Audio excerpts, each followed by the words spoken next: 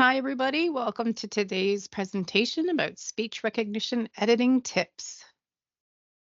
I wanted to go over some common errors that are seen in speech recognition editing and also some tips to help prevent those things. For those of you that are maybe not familiar with speech recognition editing, sometimes called voice recognition editing, this is when the recording comes to you with the text already there, that some sort of speech recognition engine has recognized the dictator's speech and given it to you in words. It's often filled with different errors, could be spelling, it could be grammar that we need to fix, formatting, and so on. So I wanted to go over some of these issues first before we get into today's tips. So, one of the most common errors that I see in speech recognition editing are, of course, the word errors. It could be a misheard word, it could be a spelling word, the sound alike words, words that sound the same but have different spellings for different meanings. So, I wanted to go over some examples. These are actually examples that I have seen in student work. So, for example, here, a gauze dressing was applied. Now, think to yourselves when you look at that if you can find what the error is. So in this case, it's just the spelling. The A and the U are flipped. The vein was litigated. What should have been the vein was ligated. And what I find often with speech recognition editing is that we spend a lot of times just sort of you're listening to the audio as you're checking the wording. And sometimes when we're moving quickly, if there's enough similar letters in there, it's pretty close, like in this case, you can sometimes skim over those types of word errors. So we'll talk about that soon. Patient was placed in a frog-legged manner. And that should be manor. So that's a sound-alike word. So a frog-legged manor, spelled manor, would mean basically a house that looks like frog legs. So that is a case where, again, you're moving quickly and you're like, yep, he said manor. And then you're missing that it's the spelling error. Okay, another really common error that we see would be protocol formatting errors or book of style formatting errors. So some examples of these. We irrigated with Ringer's solution. Well, they may have said ringers with the S, but because that's an eponym, it's followed by a noun. Our account specifics ask us to remove that apostrophe S. She was given 2.5 grams. In this case, there's actually two issues. It's a metric measurement. So when we have a metric measurement, we need to use decimals instead of fractions. And because that metric unit of measure is accompanied with a numeral, we need to abbreviate that. It uses Benadryl PRN. And a couple of issues here. Benadryl is a brand, so we need to capitalize. And PRN is a Latin lowercase abbreviation, so we need to format that accordingly as well. Okay, grammar and punctuation, of course. So here are some really common ones that I see. And sometimes these are cases where the dictator may actually have dictated the punctuation for you, but they're not always correct with the punctuation. So just be really careful with that. So in this case, patient is feeling better. She has been taking ibuprofen for pain. In this case, we actually have two complete sentences. So we need to put a period in between to separate them. That is something I do see dictators will dictate a comma and then continue on with another complete sentence. So just again, be wary. Medications include Lipitor and Flovent and Wellbutrin. So in that case, we have and between every listed item, so we don't place commas between them. It measures 2 to 2.5 centimeters in length. And in this case, we cannot use a hyphen in a numeric range if one of those numbers has a decimal. So we have to correct that formatting as well. Okay, so what are some tips we can go over to help avoid some of these errors? So one of the things I was talking about is when we're looking at the audio and sorry, not looking at the audio, looking at our report while we're listening to the audio, what I find sometimes is what our ear hears almost overpowers what we see. And I've sort of nicknamed this auditory skimming. A visual skimmer would be someone who reads really quickly and we skim past spelling errors. Minor words might be missing. If you were to read the sentence back to yourself out loud, it might not sound right because something really small is missing. So we're reading too quickly and we're skimming over errors. But an auditory skimmer is someone where it's almost like the power of your hearing overpowers what you see. So if the word is similar enough, like the litigated and ligated, or the two spellings of manner, you don't realize. Another common example might be that they said examination and you hear them say that and it says exam on the page and you don't necessarily notice the difference. And this is a really common thing that I see. And so this is a way that you can help with that. If this is ringing bells with you, you might want to play with this and see. So the first step would be to close your eyes and then you just want to play the audio. So hit your foot pedal, use your shortcut command, whatever it is.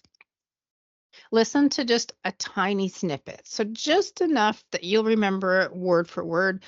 I'm not great at remembering audio that way. So for me, it might be 4 or 5 words maximum, but just a small amount that you know that you'll remember exactly as you heard it. Then you want to just pause your audio and open your eyes. And now just quickly compare what you're looking at now to what you just heard a second ago. Right? So close eyes, play your audio, listen, pause your audio, open your eyes, and compare. I find a lot of times when people are the auditory skimmers, that if you just don't look and listen at the exact same time, you're more likely to catch those word differences. So if you close your eyes and you hear that we ligated the vessels, and then you open your eyes and it says litigated, you're more likely going to notice the difference. So this is something you can play with. It will slow you down just a touch at first, but as you get the rhythm of it, then you'll speed right back up again, and it will quite often help to cut down on those word errors, especially if you're noticing major word errors in your speech recognition editing. I really encourage you to give this a shot and play with it and then hone it for you. Everybody's slightly different, but here's the basic steps for you. Okay, proofreading in chunks. So I'm the proofreader that I tend to read quickly. So I'm your visual skimmer. So I've had to figure out how to avoid skimming over things. And then this is sort of crossed over now into speech recognition because I might be catching the correct words, but it's another layer on top to now catch formatting and punctuation and everything else.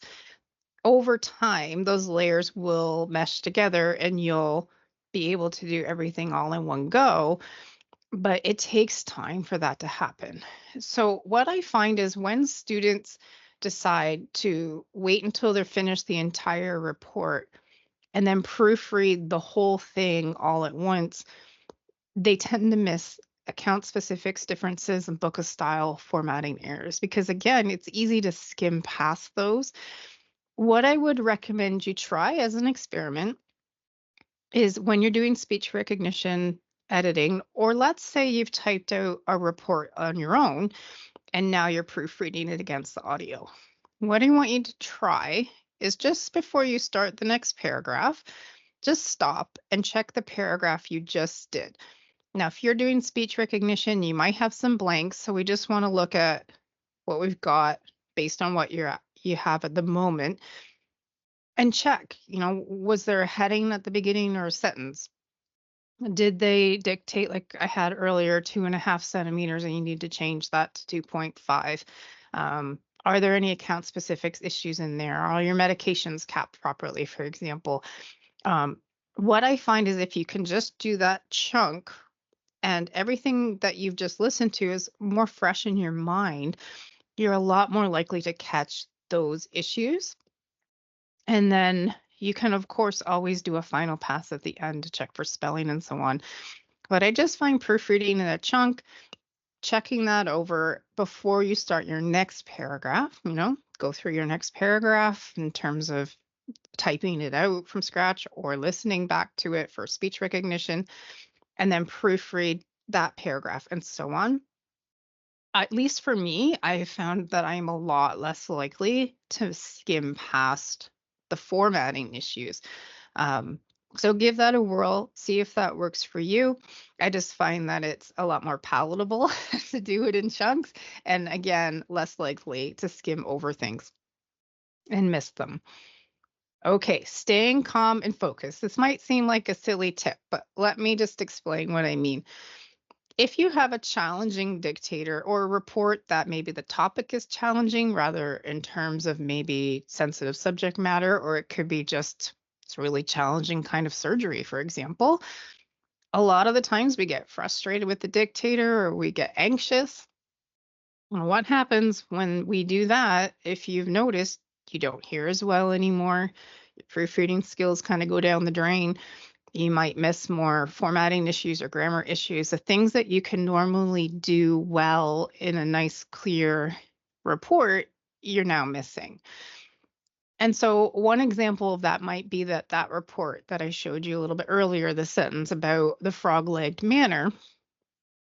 I see that in a lot of reports where the people have missed it because they're frustrated and they're just rushing to get done. The proofreading is going downhill and they've heard the whole sentence. So you should be able to tell that manner is spelled incorrectly, but they're not focused. They're not calm. So they're missing it because it's very easy to be tempted to rush through that report when we just want to be done with it, right?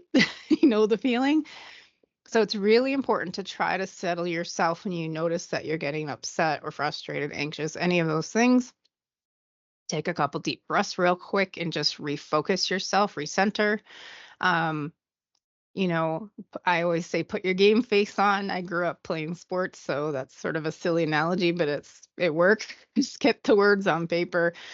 Use blanks where you need to. Proofread and do your speech recognition editing as best you can for what you've got down on paper, and really make sure that if it's a tough report in particular, that what you have in between your blanks is still accurate, because that's the part that's going to become the patient file down the road, right? So even if it's a tougher report and you have a lot of blanks, make sure that you're calm and you're focused and that you're getting the correct words on paper and editing and proofreading properly for what you do have on paper in between your blanks. Um, if you really find that you can't calm down and that you're struggling to focus and your proofreading is off and editing is off, take a minute, go walk away for a minute and do something to calm yourself, whether it's a few deep breaths, whether it's um, some jumping jacks, a minute long meditation, whatever works for you, and then come back and just refocus yourself.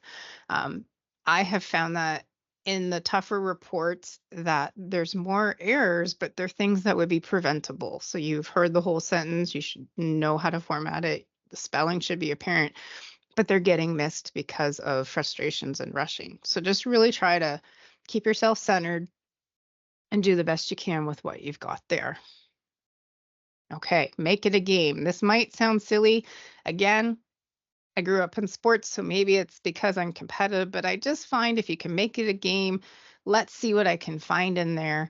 Um, it just turns it on its ear. It doesn't feel like such hard work anymore. So if you want to take those speech recognition templates and say, okay, if you want to make um, us the person you're competing against and say, I'm not going to let them beat me. I'm going to find everything that they put in these speech recognition templates for me to find and make it a game and see how many things you can find. I've had more students say to me after the fact that, oh, once they started making it a competition against us, they became a lot more accurate. So, whatever works for you. I like it like this. I like, I sort of think as filling in blanks and doing my speech recognition editing as it's like a game to me. And it's fun when I can find all of the errors and correct them. So if that helps you guys to sort of, like I said, turn it on its ear and make it feel less like work and more likely to find those errors throughout, great, go for that. Okay. This was a very quick webinar to go through the tips, so I'm going to pause the recording and we can go over any questions you have.